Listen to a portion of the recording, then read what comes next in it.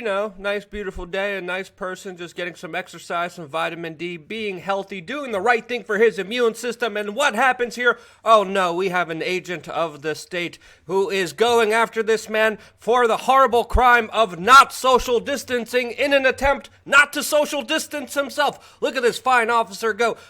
We have a horse race number 1 going, race number 2, number 3, and now, oh yeah, the man taking care of his health runs for the hills, and the poor little officer, the pudgy dude with the stomach, doesn't have a chance. And off goes the man taking care of his immune system while at the same time doing the right thing, keeping the right social distance. Let this be a lesson for everyone to just understand how stupid some of these laws are, since enforcement of them actually breaks them. Breaking social distancing to enforce social distancing is a dumb idea.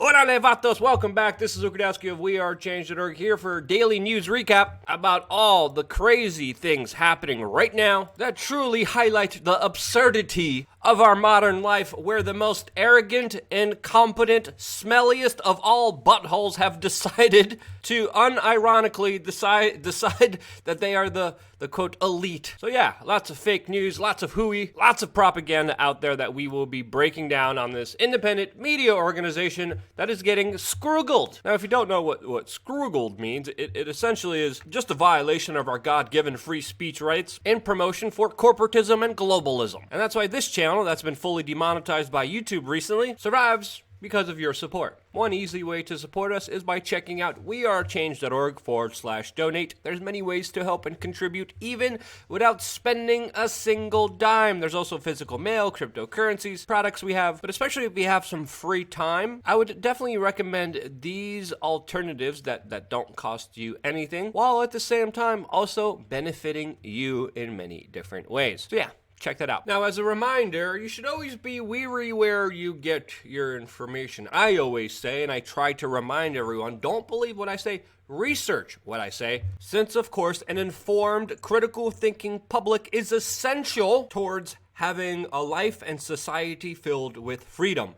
And we could definitely say there's a lot of disinformation out there. I'm highlighting here, of course, articles by the New York Times talking about how great communism is and how socialism is awesome. And in this video, we're going to talk about some of the smaller lies and some of the bigger lies that you should really be aware of when it comes to the current situation that we're in. One of the smaller lies recently has been done by, surprise, surprise, no one other than Fake News Central Command Centers, CNN, that recently launched an attack piece on Elon Musk saying that he didn't deliver any ventilators, which prompted him to actually publish the list of hospitals, receipts, and even photos, as well as thank you messages he got, leaving him to ask the question that, again, I've been saying for like 16 years now, and many people have been saying for a very long time. Quote, what I find most surprising is that CNN still exists. So as the mainstream media just recklessly, carelessly, unapologetically promotes lies and is promoted by Facebook and YouTube that actually put them in front of you, that of course get rid of independent media, either by getting rid of them in the algorithm or just demonetizing or just straight up censoring them, while CNN is promoted by Facebook and they have deals with Anderson Cooper to do live streams with. Everyone else that is not toting the government official line, since we know government and the mainstream media have never been wrong. We should always trust the mainstream media. Whoever at YouTube's watching my channel, just show that to your boss or something. But today we're also finding out that one of the people responsible for fact-checking a supposed false documentary on the possibilities that this sickness came from a biolab in Wuhan, the person who actually fact-checked it as false was an actual supposed scientist that was working at that lab. Yeah, just when you think it couldn't get any stranger, the person who worked at this particular lab that everyone is questioning, we're going to get into this in a little bit, by the way, if this sickness came from there, the person working there is now deeming all of that news related to it legitimate news, serious sources, actual facts and data that raise a lot of concerns and important questions. No, that is fake news, according to the people working in the center of all of this. And to make the matters worse, other people are just being completely obliterated, having their videos deleted. Just moments ago, Rob Dew and Owen Schroyer just were totally banned from Twitter. And even though I don't fully agree with some of the things these people say, they still deserve to have a voice. Another person that was also censored moments ago was Tony Vase, someone that we had on this channel, someone that's he's a mainstream kind of finance stocks guy that sometimes talks about crypto, and his channel was fully deleted for, again, allegedly having some kind of harmful content that YouTube arbitrarily decided and didn't give any specifics of, which is also the same response that we just got moments ago from Team YouTube. And when I first saw the reply, I'm like, wow, they actually replied. And what they replied with is the same, just nonsense and platitudes, which I compared to literally getting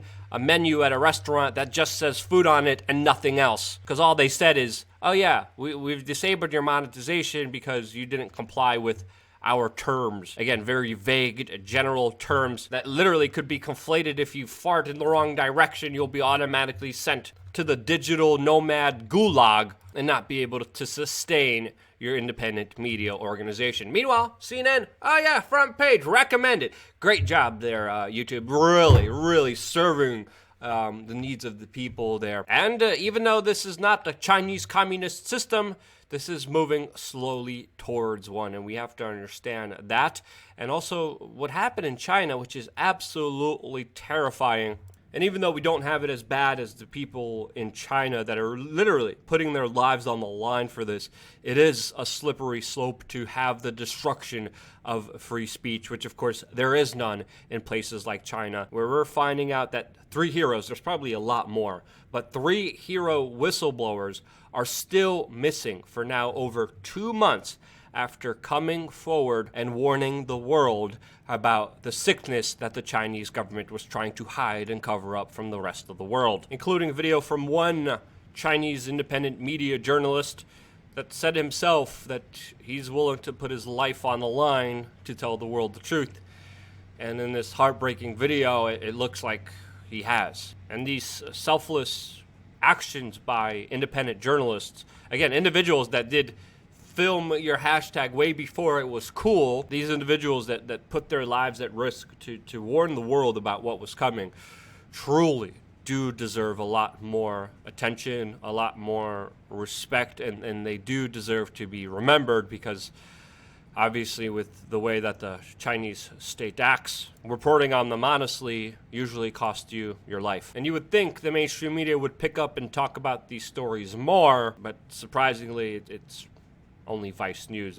But let's be honest here, many mainstream outlets have been very afraid to even criticize China, mainly because of their conglomerates that they're tied into, mainly because of the special interests that they serve, that of course have either some kind of very close tie to the Chinese slave manufacturing system that China is known for. And it's shocking seeing some of the mainstream media actually carrying water for the Chinese state. Now, there should be criticism all around, especially of any government, even the U.S. government that first alerted Israel and NATO of this upcoming outbreak all the way back in November, but allegedly was caught by surprise. Israel, of course, has implemented many restrictive measures and has been dealing with this sickness a lot better than many other countries. But for them to be notified and the American people to be kept in the blind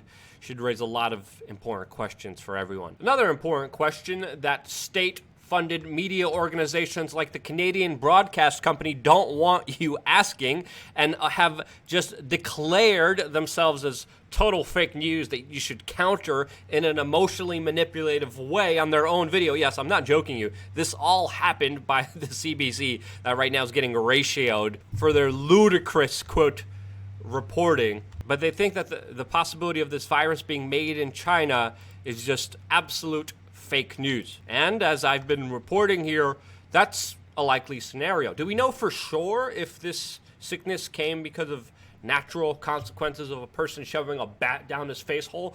Or did it come from the only level 4 bio lab facility in all of China that was studying this specific bat linked to this, that wasn't sold at the wet market, that had poor safety and security procedures, that was funded by the United States and Canadian government, that was also working on the horseshoe bat? Yeah, I could literally keep going, but we also have new information coming from the man who discovered HIV, who is now coming out publicly and saying that this sickness has an HIV DNA fragment that is lab created. And this, when you look at all the evidence, makes sense, especially when you look at the unpredictability of all the timelines and of everything that is happening, including how some parts of China are going back under lockdown. Now, another interesting tidbit that does need to be understood here, when the city of Wuhan was under lockdown, it first was locked down from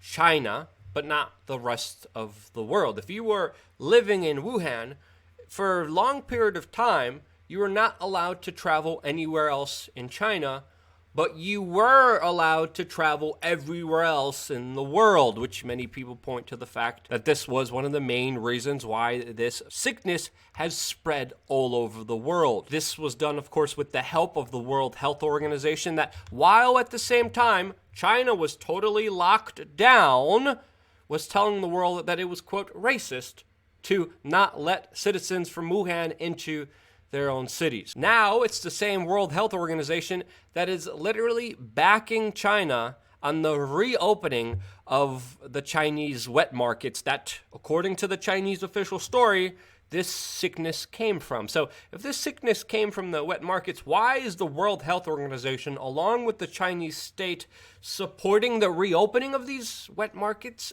Again, everything the Chinese state says absolutely makes no sense at all. They have also recently revised their total death toll numbers to 1,290, which just has to be understood that these are government numbers and, according to many experts, are absolutely faked. And that there's only a very rare chance that this is actually the truth. It's still a small possibility, but very small. And with all of this, even Emmanuel Macron, Rothschild banker, French president, is coming out publicly against China, even saying, quote, "It would be naive to say that we've been better at handling this. There are things we don't know about." Specifically highlighting and hinting at, of course, China covering up a lot of the details of what actually happened here. And with questioning the official numbers, which should be questioned since they absolutely makes no sense, this leaves a bigger question if China actually successfully contained this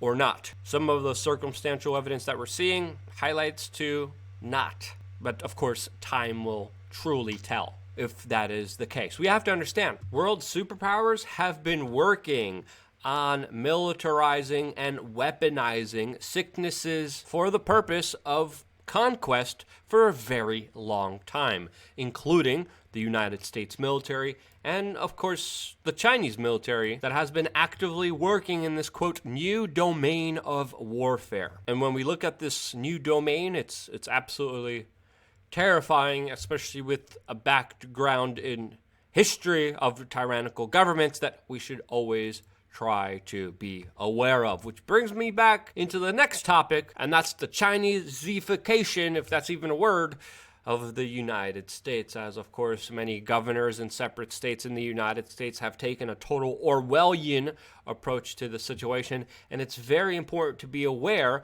of a lot of the draconian measures and also implementing possibilities of new ones, including digital certificates, digital chips, QR codes, RFIDs, that essentially a lot of technocrats are pushing on to people as devices that are going to be in or on your body that will be used to, of course, support fully controlled digital currencies. That's the direction, that's the Terminator-style Orwellian utopian direction that the United States is heading in, that the Chinese state is partially in right now, that again, free humanity needs to be made aware of, since, of course, during any major crisis, many opportunists take advantage of the situation in order to promote the solution, which gives them more power, and we need to be aware of that in the United States. Now, of course, there's a debate raging whether we should open up or not. There's some data suggesting that there's actually less people dying than there usually is. There's other data suggesting that this is only the beginning. And again, I made a full video about this yesterday, particularly talking about this larger debate, whether to open or not to reopen, looking at some very important data. Strongly recommend you check that out. It's been overshadowed because of a live stream that we did right before that. But we have to understand when it comes to many problems, the government solution is usually worse than sometimes the problem itself. Always be aware of that. I've been getting a lot of criticism for taking this situation very seriously, and I think if there ever was a time to take a situation seriously, it's definitely now. I don't do this to be liked. I'm not looking for a fan club. I'm not looking for an ego boost. I do what I do because it resonates with my soul to tell you the truth, to be able to look and research and study something that may or may not potentially help you, and this is why I do what I do. If it resonates with you, share it with your friends and family members. If you don't, that's your problem. I'm just being honest here, okay? Other people are like, oh, please click the like button. Please, if you would all just like on my video, please like my video and the world will be better. I promise you. Like my video now. Shut the fuck. Surprise, surprise. That's not how the world works. There's literally someone I know that's like, guys, I'm telling you, if you just like my video, the world's gonna get better. That's the type of crap out there right now. Yeah. F that, Chaz. Thank you again so much for watching. Love you guys.